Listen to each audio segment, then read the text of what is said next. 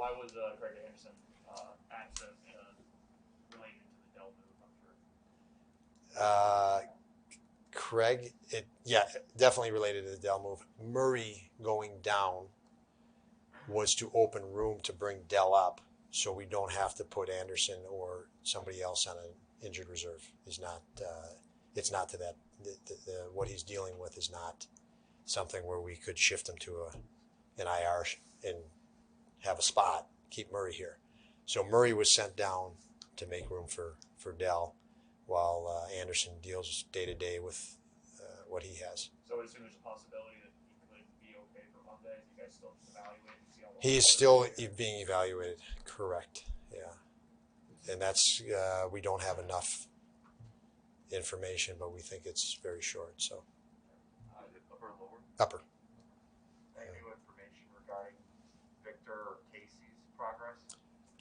Casey skated a couple times here while we were gone, and is progressing. We don't know timetable yet.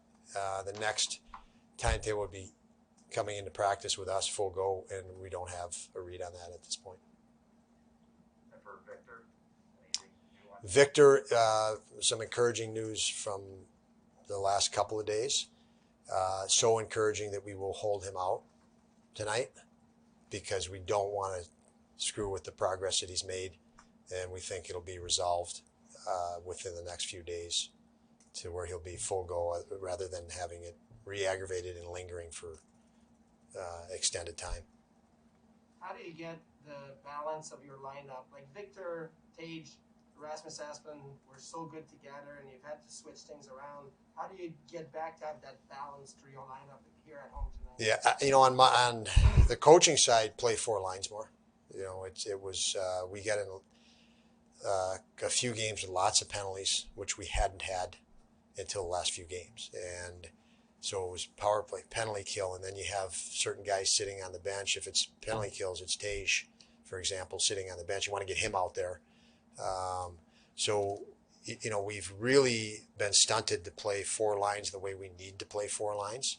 That would be one, and then the Eeks comes back from an injury, and in a tough spot where we didn't find any rhythm. That line hadn't found any rhythm. We all know how good those three were together before Eakin got injured. Obviously Vic gets injured, and you shift Skinner with Tomer. So yeah, lots of unfortunate moving parts because of injuries, and we couldn't get in any rhythm with lines. But we are hopeful that we can roll four lines. I think if we do, and based on what we've looked at and brought some clarity from the last couple games, that we will get back to it. We were Seattle obviously came a tough building. They came at us hard the other night, but I think we have a lot of clarity coming out of that game. I feel our guys are very confident that they gained enough clarity from that, what happened and what was within our control that we didn't exercise the other night. You leave a game like that and they feel overwhelmed, and you come on a road trip and you feel frustrated, but the essence of it is every team goes through what we just went through. You want to bring clarity, what just happened, and how could we have controlled situations better. I think our guys gained that, so I think chemistry won't be a problem. When it comes to the power play, Seattle had two shorthanded breakaways, different personnel with Olsen out. Do you think that was a result of lack of practice time? What do you do to really correct what you're seeing? Yeah, I think that was a lack of focus and concentration and competitive, work ethic. And I don't mean disrespectful. The guys weren't working or weren't willing to work. They just weren't. They got caught. They caught themselves. The other guys probably were willing to work a little harder on the other jerseys, and we got caught. But we forced plays.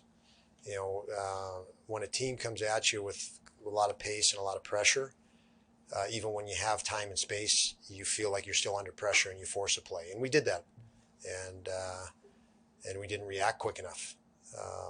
So I think that the situation was different, and we didn't respond and react well to it. Don, a few games ago, you changed lines at practice and said it was time for change. Have you, as a staff, given a lot of consideration or much consideration to changing the defense pairs at all? And if not, then why stick with the same ones? Yeah, again, it's you run into three games that we weren't happy with, and you want to balance reacting with overreacting.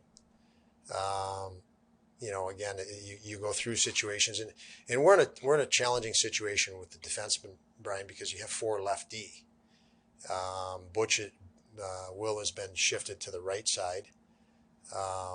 So it's not as fluid as you may think of. You got 3 righties, 3 lefties. It's easy to interchange them. Now you're talking a guy playing his offside. You want to have some chemistry, and him and Dawes have had opportunity to have and develop some chemistry. But to answer your question straight up, yeah, we're thinking about it every day. We're thinking about it. But, again, you run the risk of, when you do make changes, you can cause some erratic too. You're just reacting. You want to react, but not overreact. So what's the balance? And we're trying to gauge that. There's other things within the context of those games that we're trying to tweak, considering changing the defenseman is one of them. But we don't want to have a fire sale and change 20 things. So yeah, we kick it around as we do all these things. But at the end of the day, our approach to it right now is let's not create a fire sale, and it probably more harm than good if we start changing lots of different things. But that one is still being considered as I speak. Do you want to see Darlene more on the right side at all? Or, how do you? We want to see our guys play our game right now. We got away from our game. And when you get away from your game, lots of other things happen, and then you start saying, oh, maybe that was the problem, and that was the problem, and that was the problem. Yeah, they were problems that you see, but would those have been problems if we didn't get away from our game? So if you're changing those other things before you get back to your game, are you addressing really the root of the problem? And the root of the problem was, I'm not saying those weren't challenges and issues, but there wasn't the root of the problem. The root of the problem was we didn't play our game, didn't get to our game. So now you consider that when you're thinking about changes. Are we changing the wrong thing? So let's get back to our game is more of the mentality that we need. Karski involved? Not decided yet, but it'll be him or Dell. What's it like having Alex top here in the room with you guys? What's it been like getting the chance to chat with him again, the opportunity to work with him once more? Oh, it's good to see him. I mean, even this morning, he brought in a lot of energy when he came in the coach's room to say hello. He's excited. He had his Sabre gear on already, and he looked good in it. But it's nice to see him. It's nice to see players that you had and you saw, as young players before they entered the NHL, and they were prospects and potential, and now to see him as grown men and been able to establish himself in the career and the confidence they bring it's very nice to see. And knowing him and his personality, it's a really, really good fit for where we're at as an organization and any organization.